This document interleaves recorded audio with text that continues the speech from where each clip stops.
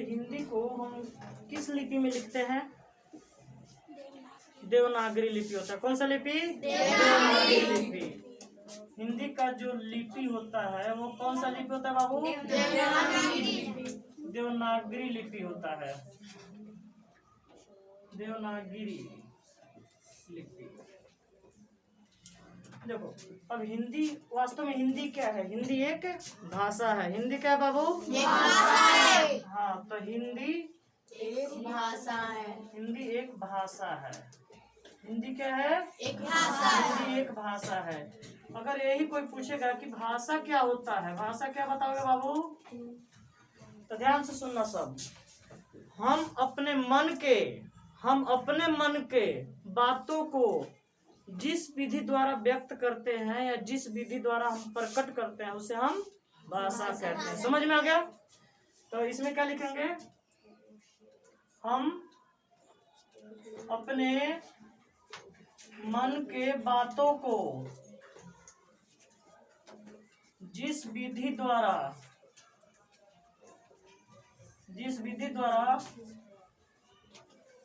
प्रकट करते हैं उसे भाषा कहते हैं। कितना समझ में आ गया? ठीक है। अब भाषा तो समझ में आ गया, लेकिन प्रकट करने का जो भाषा होता है ना, वो 3 तरीके का होता है। कितने तरीके का होता है बाबू? 3 तरीके का होता है। कौन कौन सा? तो देखो, हाँ बोलो बच्चों। मौखिक भाषा, लिखित भाषा और सांकेतिक भाषा। हाँ देखो, भाषा के प्रकार क्या होता है बाबू? कौन कौन सा होता है? मौखिक भाषा, लिखित और सांकेतिक। मौखिक, लिखित और सांकेतिक और सांकेतिक। सबको समझ में आ रहा है? देखो हम इसमें इसका डिफिनीशन लिखेंगे नहीं, लेकिन हम इसमें बोल देंगे ना, तो तुम सब लिख लेना, ठीक है? मौखिक नाम से ही पता चल रहा है कि जो बोल के समझाया जा सके किसी को। समझ में आया? जो हम अपने मन के बातों को बोल के समझाते हैं उसे क्या कहेंगे? मौखिक। और लिखित क्या होता है बाबू? हम अपने मन के बातों को लिख के समझाते हैं तो उसे क्या हो जाएगा? लिखित। लेकिन ये सांकेतिक वाला बड़ा खतरनाक होता है। हाँ, लड़का सब समझ जाता है। सांकेतिक क्या होता है? सांकेतिक का मतलब होता है इशाराबाजी करना, इशारा से समझाना किसी को। अब जैसे में क्या होता है, हाँ अगर जैसे कोई गूंगा है तो गूंगा क्या करता है? अगर उसे जैसे भूख लगा है तो क्या मांगेगा? खाना। तो खाना मांगेगा तो ऐसे इशारा करेगा। तो अगर ऐसे कर दिया तो खंबा मांग रहा है। चलो कोई बात नहीं, आगे देखो।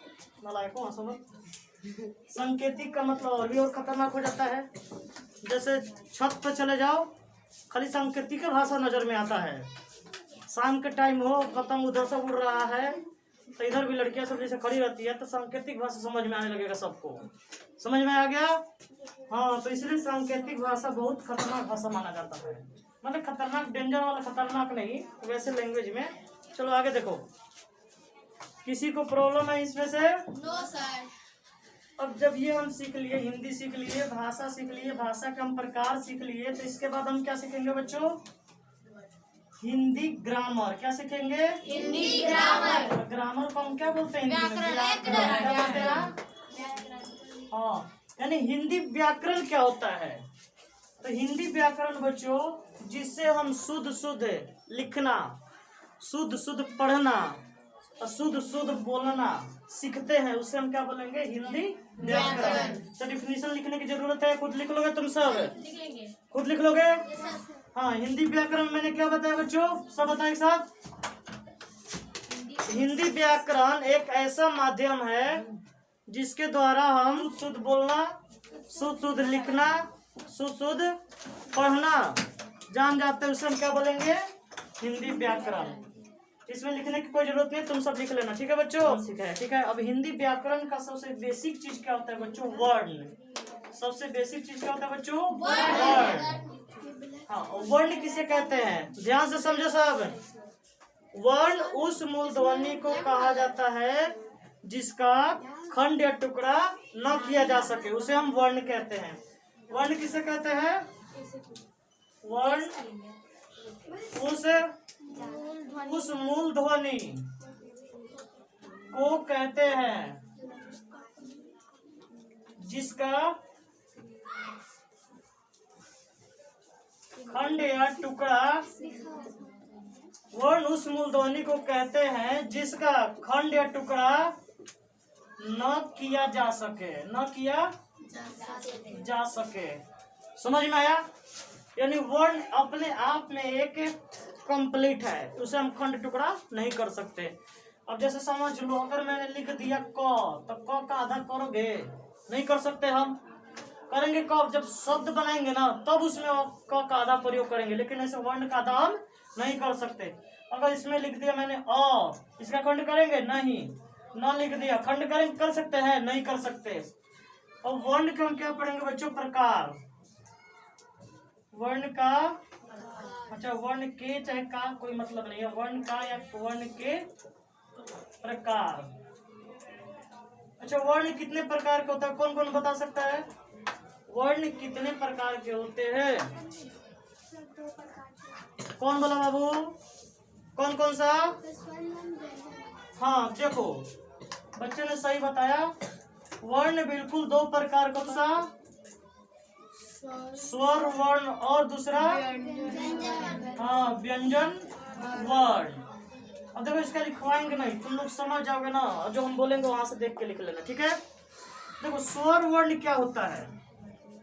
स्वर वर्ण में किसी और वर्ण की सहायता नहीं लिया जाता है। समझ में आया? स्वर वर्ण को अंग्रेजी में वोवेल कहते हैं, ठीक है? लेकिन हम अंग्रेजी नहीं सीख रहे, हिंदी।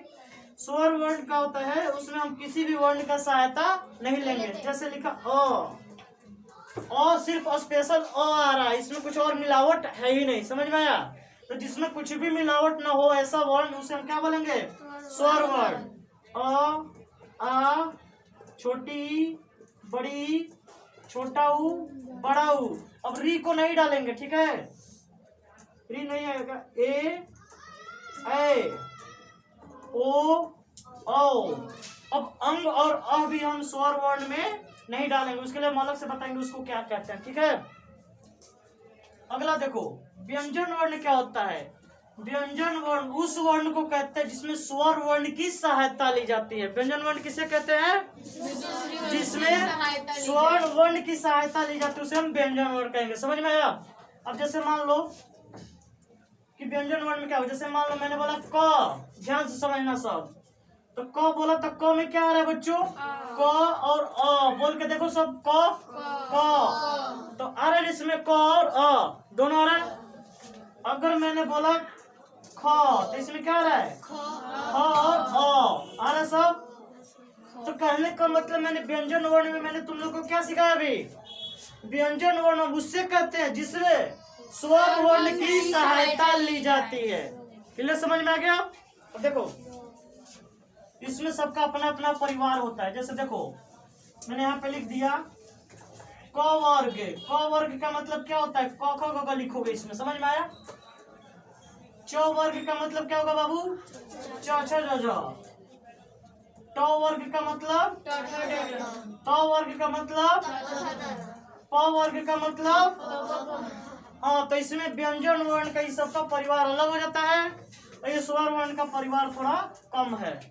लेकिन अगर यही बात किया जाए कि हिंदी में टोटल कितने वर्ण होते हैं, तो 52। कितने वर्ण होते हैं बाबू? 52। हाँ, हिंदी में टोटल कितना वर्ण होता है बाबू? 52। समझ में आ गया? देखो हिंदी व्याकरण में हमें सीखना क्या क्या है, ठीक है? आज टॉपिक सबसे पहले ध्यान से सुनना सभी बच्चों को। वर्ण, वर्णमाला, ठीक है? शब्द, संज्ञा, सर्वनाम, विशेषण। फिलहाल में भी इन सब चीजों पर भी डिस्कस किया जाएगा, ठीक है? वर्णमाला क्या सीखेंगे बच्चों? वर्णमाला। हाँ, वर्णमाला क्या होता है? वर्णों के समूह को वर्णमाला कहते हैं। समझ में आ गया? वर्णों के समूह को वर्णमाला कहते हैं। लिखने की जरूरत है बच्चे? हाँ ठीक है, ध्यान समझो। वर्णों के समूह को वर्णमाला कहते हैं। अब मान लो कि जैसे हिंदी का वर्ण है तो हिंदी का वर्णमाला अलग होगा, इंग्लिश में है तो इंग्लिश का अल्फाबेट का अलग होगा। समझ में आया? चाइनीज में अलग होगा, जैपनीज में अलग होगा, यानी कि सब वर्णों के जो समूह होता है ना उसे हम वर्णमाला कहते हैं। तुम लोगों ने वर्ण सीख लिया, वर्णमाला सीख लिया। अब ये शब्द जो है इन दोनों के बाद में संज्ञा के बाद तुम लोग को हम शब्द सिखाएंगे। तो पहले नंबर पर तुम लोग संज्ञा सीखो। संज्ञा क्या होता है? जिससे पूछेंगे वही बताएगा, और नहीं अगर तो हाथ उठा देना भाई हमको नहीं आ रहा, ईमानदारी से, ठीक है? हाँ बेटा पीछे तुम ही बताओ, क्या नाम है? हाँ सरोजिनी नायडू, बताओ भाई संज्ञा किसे कहते हैं? सर जो किसी स्थान या वस्तु के किसी भाव के नाम को सही बताई? हाँ भाई सही बताई। अरे स्थान भाव के नाम को संज्ञा कहते हैं। हाँ भाई इसके लिए ताली बजा दो।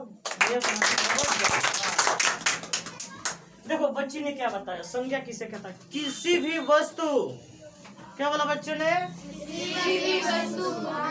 किसी भी वस्तु व्यक्ति, किसी भी वस्तु व्यक्ति स्थान भाव, क्या बताया बच्ची ने? किसी भी वस्तु व्यक्ति स्थान भाव इत्यादि इत्यादि के नाम को संज्ञा कहते हैं। समझ में आया बच्चों इतना? अब कहने का मतलब कि वस्तु मतलब क्या होता है? जैसे कपड़ा, हाँ कलम, कॉपी, किताब, जो हमें आँख से चीज दिखाई दे रहा है जिसे हम छू लेते हैं वो हमारा वस्तु कहलाएगा। उसके बाद व्यक्ति, व्यक्ति क्या होता है? किसी आदमी के बारे में बात किया जाए वो व्यक्ति कहलाएगा। उसके बाद स्थान, स्थान क्या होता है? जगह के नाम को स्थान कहते हैं। समझ में आया? अब जैसे मान लो मैंने स्थान में क्या बोला? पटना, पटना एक जगह का नाम है। दिल्ली एक जगह का नाम है। हरौल एक गाँव का नाम है। नदी, नदी भी एक स्थान होता है ना। तो कहने का मतलब कि इसमें स्थान में नदी का नाम ले लो, पहाड़ का नाम ले लो, झरना का नाम ले लो। भाववाचक क्या होता है बच्चों? भाव क्या होता है? भाव सीधा सीधा भाव बताओ भाई। हाँ तुम ही भाव बताओ। हाँ सर जिसे महसूस कर सकते हैं। जिसे महसूस कर सकते उसे हम भाव कहते हैं। सही बता इसने? हाँ भाई कितने बच्चे सहमत है इसे? अच्छा सभी सहमत है, वेरी गुड। तो भाव का मतलब क्या होता है? जिसे हम महसूस करते हैं, जिसके हमारे अंदर में फीलिंग हो, फीलिंग वाला शब्द भाव होता है। जैसे अगर किसी को हम मारते हैं तो मारने के बाद में उसे चोट लगता है, दर्द होता है, आंसू गिरता है, तो क्या हो गया? भाव हो गया। समझ में आया? अब देखो बच्चों संज्ञा के प्रकार समझेंगे। क्या समझेंगे? संज्ञा के प्रकार। संज्ञा के प्रकार। अच्छा संज्ञा के एग्जाम्पल में क्या क्या बताओगे बच्चों? एग्जाम्पल मतलब होता है जैसे, क्या क्या होगा बच्चों बताओ? कपड़ा, राम, गंगा, कपड़ा, मोहन। गांधी जी टकले हैं। कोई बात है। बचपन में जाएगा। संज्ञा के प्रकार देखो इधर। संज्ञा के प्रकार कहने का मतलब कि संज्ञा कितने प्रकार के होता है, ठीक है? कौन कौन बता सकता है इसे? संज्ञा कितने प्रकार के होता है भाई? 5। हाथ उठाओ भाई। 1 बच्चा, 2 3 4 5 6। तुम नहीं बताएगा? अच्छा 5.5 7, अच्छा 6 7, ठीक है छोटा दिखाई दी ना इसीलिए बोले 5.5, कोई बात। 7 बच्चे। बेटा तुम ही बताओ कौन कौन सा संज्ञा होता है? सर व्यक्तिवाचक संज्ञा, जातिवाचक संज्ञा, भाववाचक संज्ञा और सर जी द्रव्यवाचक संज्ञा और समूहवाचक संज्ञा। सब्जी को द्रव्यवाचक बात है भाई। सब्जी द्रव्यवाचक। द्रव्यवाचक संज्ञा कौन सा? द्रव्यवाचक जिसमें नाप तोल के बोल। क्या होता है? व्यक्तिवाचक, जातिवाचक, भाववाचक, समूहवाचक, द्रव्य वाचक। बच्चों इसका हम सिर्फ एक डेफिनेशन बता देंगे, बोल के बताएंगे और एग्जाम्पल इसका लिख देंगे, ठीक है।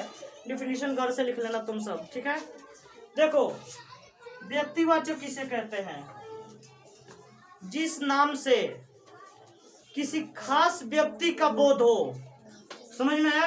यानी हम कोई शब्द बोल रहे हैं और उससे पता चल रहा है कि किसी न किसी खास व्यक्ति के बारे में बताया जा रहा है, उसे व्यक्तिवाचक कहेंगे। समझ में आया? यह भी हो सकता है जो दुनिया में सिर्फ एक हो, उसे हम व्यक्तिवाचक में डालेंगे। क्लियर? समझ में आ गया? अब जैसे किसी व्यक्ति का अगर नाम लेंगे ना, या किसी लड़का का नाम, लड़की का नाम, गाय का नाम, कुत्ता का नाम, भैंस का नाम, तो सब किस में आ जाएगा? व्यक्तिवाचक में। किसी भी चीज का नाम ले लोगे बच्चे, वो व्यक्तिवाचक में आ जाएगा।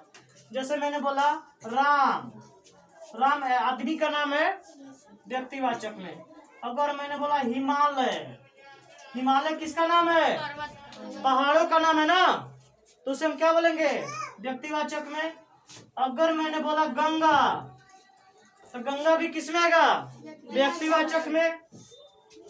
और जिससे पूछेंगे वही एग्जाम्पल बताएगा व्यक्तिवाचक। इसके अलावा तुम बताओ बाबू, व्यक्तिवाचक और क्या एग्जाम्पल होगा? व्यक्तिवाचक में जैसे कोई भी व्यक्ति हो सकता है, जैसे हिमांशी। हाँ ठीक है, यानी कहने का मतलब किसी चीज का हम नाम लेंगे ना, वो हमारा व्यक्तिवाचक में आएगा। अगला देखो जातिवाचक के। एक नाम लेने से, ठीक है, यानी किसी एक शब्द का नाम लेने से उसे पता चलता पूरे जाति भर का बोध कराता है। समझ में आया? अब जैसे मैंने बोला लड़की, लड़की का तो नाम नहीं बोला, मैंने सिर्फ लड़की बोला ना, तो लड़की शब्द से पता चल रहा है कि दुनिया में कहीं भी किसी भी प्रकार का लड़की हो, वह जातिवाचक में आएगा। चाहे लड़की लंगड़ी हो, लुल्ली हो, गंजी हो, टकली हो, चाहे जैसी भी हो, लड़की है वो किस में आएगा? जातिवाचक में। अगर मैंने बोला लड़का, चाहे लड़का नालायक हो, चाहे लड़का गधा हो, चाहे अनपढ़ हो, गंवार हो, झोला छाप हो, कहने का मतलब कि यानी कि लड़का शब्द बोला और कहीं का भी लड़का हो, लड़का में ही गिना जाएगा ना, तो लड़का भी जातिवाचक में आ जाएगा। क्लियर? समझ में आ रहा है? तो जातिवाचक का लिख लो। जैसे मैंने बोला गाय, लड़का, लड़की। अगला देखो भाववाचक के, जिससे हम, जिस शब्द से हमें पता चलता है कि उसमें महसूस की बात चल रहा है। समझ में आया? जिससे हम महसूस कर सके उसे हम भाववाचक कहते हैं। भाववाचक का एग्जांपल बताना बाबू। मोटापा। अरे भाई अच्छा, इसको देख के बोल रहे मोटापा, इनसे भी पूछेंगे। देखो भाववाचक में सही बताया बच्चे ने, मोटापा। तुम बताओ बेटा। Sir Bonnie. बॉनी, हाँ वेरी गुड। हाँ, यानी कि कुछ ऐसे शब्द है जिससे हमें पता चलता है कि वो सिर्फ हम फील करते हैं। तो इसमें बॉनी नहीं लिखेंगे दोस्तों। हाँ जैसे देखो बुढ़ापा, हाँ ठीक है, मिठाई। अगर किसी को मारोगे तो दर्द होगा नहीं, मीठा जैसा फील होगा, तो क्या बोलेंगे? मिठाई, मिठास। जैसे मैंने बोला मिर्ची खाता हो ना तुम सब, कैसा फील होता है? तीखा। तो जो तीखा शब्द हो जाएगा वो किस में आ जाएगा? भाववाचक में। समझ में आया?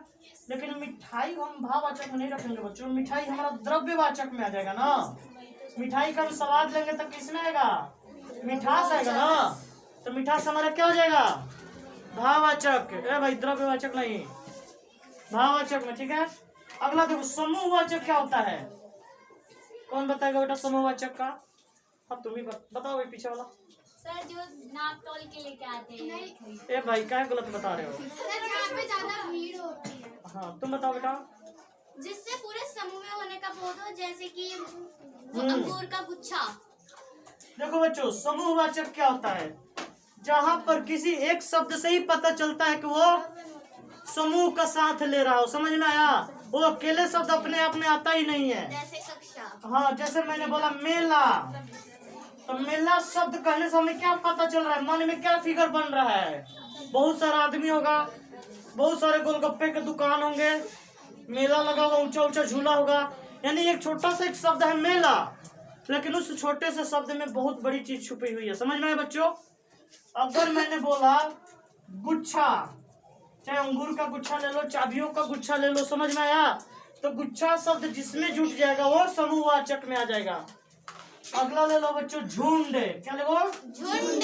हाँ, झुंड भी हमेशा समूह का बोध कराता है। हाथियों का झुंड, अब झुंड कहने से पता चल रहा है कि हाथी अकेले होगा नहीं। हाथी कितने होते हैं? बहुत सारे होते हैं। झुंड में होते हैं। हाँ, झुंड में। चींटियों का भी तो झुंड होता है ना, लेकिन भैंसों का हाँ, भैंसों का भी बोल सकती है तो समझ सकते हैं किसको बोल रहे, कोई बात नहीं। देखो इधर, किसी को नहीं बोल रही होती। हाँ किसी को नहीं बोले। अब देखो बच्चों ये झुंड समझ में आ गया। अगला है द्रव्यवाचक संज्ञा। द्रव्यवाचक संज्ञा क्या होता है? कौन कौन बता सकता है भाई? बोध हो उसे हम द्रव्यवाचक कहते हैं। समझ में आया? अभी बच्चा ने क्या बताया? जिस हम नाप तोल तो सकते हैं लेकिन हम गिन नहीं सकते। अब जैसे मान लो कि चावल किलो के हिसाब से लाते हैं, कैसे ऐसे लाते हैं? एक दर्जन चावल दे देना है अंडे हुए तो दर्जन के हिसाब से आता है ना भाई। कभी कभी अच्छा देखो, अंडा जो चीज है उसे हम क्या करते हैं, कभी कभी तौल दिया जाता है। अब मान लो कि कैरेट के हिसाब है, बन रहा है, पता चल रहा है कि भाई वहाँ पे 30 पीस है, 40 पीस का कैरेट है। और जब गाड़ी में लोड होगा तो वजन उसमें बढ़ेगा नहीं, तो वजन से पता चल जाएगा उसमें कितना कैरेट का अंडा डाला हुआ है। चावल के अलावा बच्चों मान लो दही, दूध, हाँ दूध, पानी, जो भी है, जो लिक्विड चीज है ना। शांत हो जाओ, बाल तो नहीं है। शांत हो जाओ। तो द्रव्यवाचक क्लियर, सबको समझ में आ गया? अगर संज्ञा की परिभाषा भूल भी जाओगे ये वाला, तो बस ये बता देना एक लाइन में, जो भी हम आंख से दिखाई दे रहा है, अपने आंखों से जो भी अपने आंखों से दिखाई दे रहा है और जिसे हम महसूस कर रहे हैं वही हमारा संज्ञा हो गया। क्लियर, समझ में आ गया? हाँ भाई कैमरा पे। तुम सबने क्या क्या सीखा? वर्ण सीखा, वर्णमाला सीखा और अभी संज्ञा सीख लिया। ठीक है, अब हम सीखेंगे शब्द। शब्द को अच्छी तरीके से सीखना बच्चों, ठीक है? अरे कोई दूसरा मार्कर है क्या बच्चों? देखो तो चल रही हो ना।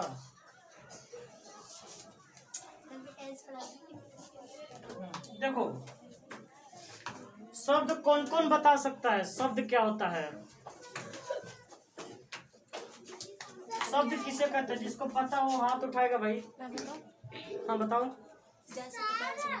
जैसे पता है कि पारस्परिक मेल को शब्द कहते हैं। कुछ समझ में आया सबको?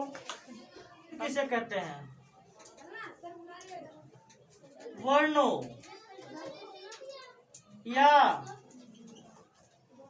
ध्वनियों के सार्थक मेल को शब्द कहते हैं। देखो बच्चों मैंने क्या बोला अभी? शब्द किसे कहते हैं? वर्णों या ध्वनियों के सार्थक मेल को शब्द कहते हैं। कहने का मतलब कि वर्ण को आपने क्या सीखा बच्चों? वर्णों या ध्वनियों के सार्थक मेल को शब्द कहते हैं। कहने का मतलब कि सार्थक मेल होना चाहिए। जैसे मान लो ये ह लिखा हुआ है, ये माँ लिखा हुआ है, ये नू लिखा हुआ है। इसका कौन है भाई? हैं? तो तब सुनाई देगा, वहाँ पहुंच ही जाएगा आवाज। ऐसी बात नहीं है, यहाँ से थोड़ा सा स्पष्ट रहता है, वहाँ थोड़ा सा दूर रहता है। फिर से बोलना पड़ेगा क्या भाई? तो कहने का मतलब शब्द क्या होता है? वर्ण या ध्वनियों के सार्थक मेल को शब्द कहते हैं। जैसे में देखो तुम सब, और जब तक यहाँ पे सार्थक मेल नहीं होगा तब तक हमारा ये शब्द नहीं बनेगा। हमें शब्द बनाने के लिए लिख रहे हैं यहाँ पे। देखो हाँ है, ये माँ है, ये नू है और ये नौ है। ये सब क्या समझ में कुछ लिखा हुआ है, लेकिन जब इसको मिलाओगे ना तो एक शब्द बन जाएगा। क्या लिखा है?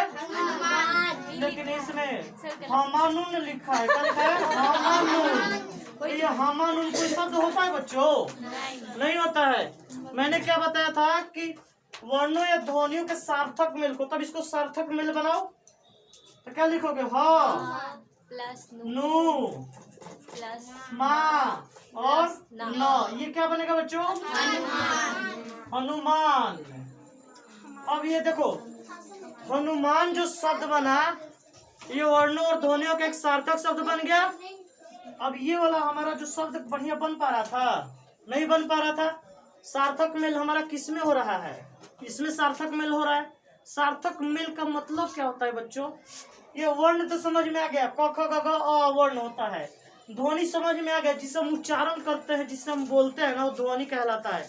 अब मान लो कि यहाँ पर ये सब शब्द लिखा हुआ है, यहाँ खड़ा होकर मुंह चलाओ, आवाजें ना आए, तो हमारा शब्द पता चलेगा कि कौन सा शब्द बोल रहा है? खाली दिखाई देगा कि ये शब्द लिखा हुआ है। क्लियर समझ में आ रहा है? सार्थक मेल का मतलब क्या होता है? मैंने अभी बताया, जिसका अर्थ सही सही निकले उसे सार्थक मेल कहते हैं। अब क्लियर समझ में आ गया? अब देखो हम सीखेंगे शब्द के प्रकार, कि शब्द कितने प्रकार के। शब्द के प्रकार कौन कौन बता सकता है बेटा? हम दो भागों में बांट के पढ़ते हैं बच्चों। कितने भागों में? दो भागों में बांट के पढ़ते हैं, ध्यान रखना। ये लिख के भी लाना है, जितना तुम लोग को पढ़ाए है ना, सभी बच्चों को लिख के भी लाना है। कल ही हम सब कॉपी चेक करेंगे, ठीक है? देखो पहला भाग होता है बच्चों रचना के आधार पर। किसके आधार पर? रचना के हाँ, रचना के आधार पर। ये हम पहला वाला में, ठीक है? और दूसरा वाला होता है दृष्टि या बनावट। बनावट तो रचना ही कहलाता है, सिर्फ दृष्टि के आधार पर। दृष्टि के आधार पर। देखो बच्चों, अब रचना क्या होता है, दृष्टि क्या होता है? दृष्टि का लोग बहुत सारे नाम दे देते हैं अलग अलग, ठीक है? तो रचना क्या होता है? रचना जो होता है, रचना 4 प्रकार के हम बनाते हैं। समझ में आया? देखो रचना कौन कौन से प्रकार, इसको हम बाद में भी सीखेंगे दृष्टि के आधार पर। पहले हम ये सीखेंगे रचना के आधार पर। देखो तत्सम, क्या लिखेंगे? तत्सम, तद्भव। तद्भव, इसमें भव में आधा भी लिख सकते हो, पूरा भी लिख सकते हैं। इसका एक और नाम लिख लो, तद्भव। उसके बाद क्या आएगा बाबू? देशज और विदेशज, ठीक है? याद आ जाता पहले। देखो हाँ, और कहना है जो हिंदी के मूल शब्द हो। तत्सम कौन सा शब्द होता है? हाँ, हिंदी के मूल शब्दों को हम तत्सम कहते हैं। हम लिख नहीं रहे डिफिनेशन। जैसे कोई सा भी हिंदी शब्द बोला, जैसे मैंने बोला किताब, तो किताब क्या है बच्चों? हिंदी का मूल शब्द हुआ। और जो भी हिंदी का मूल शब्द कहने का मतलब क्या होता है? मेन शब्द। तो मेन शब्द जैसे मान लो किताब, आदमी, घोड़ा, बेंच, गधा, कुत्ता, ये सब क्या हो जाएगा? ये सब तो हिंदी के मूल शब्द है, ये तत्सम में आ जाएगा। क्लियर समझ में आ रहा? उसके बाद देखो तद्भव क्या होता है? हिंदी के मूल शब्दों को संस्कृत प्रारूप में पढ़ते हैं, उसे हम तद्भव कहते हैं। समझ में आया? जैसे कि अग्नि। हाँ, अब जैसे ये भी बोल सकते हो, किताब को हम क्या लिखेंगे? पुस्तक। क्या लिखेंगे बच्चों? पुस्तक। अब ये हिंदी शब्द था, इसका मूल शब्द को संस्कृत में कन्वर्ट किया, तो पूरा कंप्लीट ये संस्कृत शब्द नहीं होता है।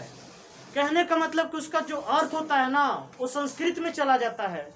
ये शब्द संस्कृत में आ रहा है, लेकिन इसका अर्थ हम हिंदी में जान के पढ़ते हैं। समझ में आया? तो ये हमारा क्या कहलाएगा? तद्भव। अभी एक होता है कपूर का कर्पूर, आग का अग्नि। क्या होता है? आग का अग्नि। पानी का जल। पानी का जल तो दोनों एक ही होता है।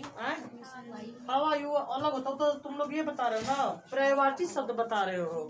हम ये नहीं पूछ रहे पर्यायवाची शब्द, हम पूछ रहे हैं कि तद्भव क्या होता है, ठीक है? अगला देखो बच्चों, देशज। देशज समझ में अच्छी तरीके से तुम सबको आएगा। हाँ, जो भी देसी बोलचाल में पाए जाने वाली शब्द होती है उसे हम देशज कहते हैं। अब देसी बोलचाल में पाए जाने वाली शब्द कौन कौन से हो सकते हैं बच्चों? जैसे गांव में, हाँ देखो इसको याद है, चलो कोई बात, लड़की है, लड़का रहता तब में कुछ बोलते हैं। देखो पहले नंबर पे पगड़ी। पगड़ी क्या होता है बेटा? सबको पता है कि पगड़ी क्या होता है। गांव में जाओगे देखोगे लोग पगड़ी बांध लेंगे, लोटा उठा लेंगे, चल देंगे सुबह सुबह। चलो काहे के लिए जाते हैं नहीं पता है, लेकिन ये ध्यान रखना। हाँ, पगड़ी क्या होता है? देशज। समझ में आया? इसका भी एग्जाम्पल है लो, नहीं तो बुरा मान जाएगी। लोटा, तो लोटा का मतलब क्या होता है? देहाती भाषा है, और जो भी देहाती भाषा होता है ना बच्चों, वो देशज कहलाता है। एक लाइन में समझ जाना, देहाती भाषा को हम क्या बोलते हैं? देशज। अब क्लियर समझ में आ गया? और जैसे बिहार वाले बच्चे कौन कौन से हैं इसमें? 1 2 3 4 17 18 19 20 24 27। अच्छा, इतने बच्चे हैं बिहार वाले। चलो देखो, अब देखो छिपा। छिपा समझ में आता है क्या होता है? हाँ, छिपा, कलछुल, छोलनी, ये जितने भी शब्द होते हैं ना, ये देशज में आ जाता है। क्लियर समझ में आ गया? और विदेशज क्या होता है बच्चों? विदेशी भाषा पर हमें ऐसी बोलते हैं पेन। नहीं, वो तो कलम भी बोलता है सब गाँव में। ज्योमेट्री। हाँ, ज्योमेट्री बॉक्स। Doctor, train. चलो देखो इधर। हाँ, विदेशज कहने का मतलब, विदेशज एक ऐसा शब्द होता है जिसे हम हिंदी में कम और अंग्रेजी में ज्यादा प्रयोग करते हैं। समझ में आया? जैसे सभी बच्चे क्या बोलते हैं कि हम लोग स्कूल जा रहे हैं। बच्चे बहुत कम ही होते हैं जो बोलते हैं कि हम लोग विद्यालय जा रहे हैं। कोई नहीं बोलता। समझ में आया? क्या बोलते हैं सभी बच्चे? हम लोग स्कूल जा रहे हैं। अब देखो विदेशज शब्द क्या होता है, अभी मैंने डिफिनीशन क्या बताया? विदेशी भाषा। विदेशज शब्द उसे कहते हैं जो वास्तव में अंग्रेजी में ही हम लोग वर्णन करते हैं। समझ में आया? जिस शब्द को हम अंग्रेजी में वर्णन करें, अंग्रेजी में सीखें, अंग्रेजी में समझे, तो उसे हम विदेशज कहते हैं। जैसे में क्या हो जाएगा बच्चों? School, doctor. उसके बाद बच्चों स्टेशन। देखो बच्चों, स्टेशन में अगर मान लो रेल लगा दिया तो क्या हो जाएगा? Railway station. और सभी बच्चों को पता है स्टेशन अंग्रेजी शब्द होता है। रेलवे कौन सा हाँ, हिंदी है? कोई बात नहीं, रेलवे भी अंग्रेजी होता है, लेकिन अभी बताएंगे। अब देखो स्टेशन क्या क्या स्टेशन हो सकता है? रेडियो स्टेशन हो सकता है, स्पेस स्टेशन हो सकता हाँ स्पेस स्टेशन हो सकता है, हिल स्टेशन हो तो रेल जाएगा तभी तो हिल स्टेशन बनेगा। चलो देखो ठीक है, ध्यान देखो इधर। स्टेशन। अच्छा, स्टेशन का हिंदी क्या होता है बच्चों? है। रेल का अच्छा, रेल का हिंदी क्या होगा? लोकगामिनी। कामिनी, गामिनी। गामिनी। हाँ, देखो स्टेशन को क्या बोलते हैं? जैसे रेल स्टेशन अगर आ जाएगा ना बच्चों, तो रेल स्टेशन रेल किस चीज का बना होता है? लोहा का बना होता है। जो चीज लोहा का बना रहता है उसे लौह से बनाया गया ना, लोहा का सुगंध लौह होता है, तो उसे क्या बोलेंगे? लौपथ गामिनी। और इतना लंबा चौड़ा बोलना मत, खाली स्टेशन ही बोलना। घर में जाके बोलना तो अपने मम्मी पापा से कि हम लोग जा रहे हैं लौपथ गामिनी। उनको समझ में क्या बोल रहे, कहा नहीं, झाड़ू उठाएंगे देंगे, जा भाई जा। तो ये ध्यान रखना। अच्छा, स्टूल का मतलब क्या होता है बच्चों? टेबल। टेबल। पीढ़ा होता है। अरे बैठने वाला कोई भी औजार हो जाएगा ना जिस पर हम बैठे, वो स्टूल बना लेते हैं उससे। समझ में आया? पीढ़ा बोल लो। देखो लेकिन और बात, अगर तुम जाओगे डॉक्टरी सुविधा में, यानी तुम लोग हॉस्पिटल में जाते हो, अगर तुम लोग का पेट ज्यादा खराब है तो बोलेगा कि स्टूल जांच करवा लो। समझ में आ गया? जैसे किसी भी बच्चे का बार बार लूज मोशन हो रहा है तो बोलेगा भाई अपना स्टूल जांच करवा लो, उसके बाद में रिपोर्ट ला के दिखा लेना। उनको हिंदी में क्या बोला जाता है बच्चों? संस्थान। क्या बोलेंगे? संस्थान। आम्रम, आम। अगर आम को हम संस्कृत में लिख देंगे आम्रम, तो क्या हो जाएगा? तद्भव। मैंने पहले ही बताया था कि हिंदी के मूल संस्कृत शब्दों को भी हम तद्भव कहते हैं। ठीक है, अगला देखो देशज। देशज का एग्जाम्पल बताओ बच्चों, बताओ, तुम ही बताओ। गमछा। ठीक है, बैठ जाओ। बेड है, टीवी है, फैन है, हाँ, ट्रेन, किचन, मेट्रो, आसपास के बहुत सारे इलाका देख लो। सब लोग बोलते हैं, कोई नहीं, ई रिक्शा। ई रिक्शा शब्द बोलते हैं ना सब? है, हिंदी मेट्रो होता है। मिनी मेट्रो बोल रही हूँ। अरे मिनी मेट्रो तो स्पेशल हो गया केस, कोई बात नहीं। ई रिक्शा समझ में आता है? लोग बोलते हैं ऑटो, ऑटो वाले भैया इधर आना, ये कोई नहीं कहता टेम्पू वाले भैया इधर आना, ऑटो बोलते हैं ना। हाँ, तो जितने भी अंग्रेजी शब्द लोग यूज करें उसका मीनिंग हिंदी में ही समझते हैं, समझ में आया, उसे हम विदेशज कहते हैं।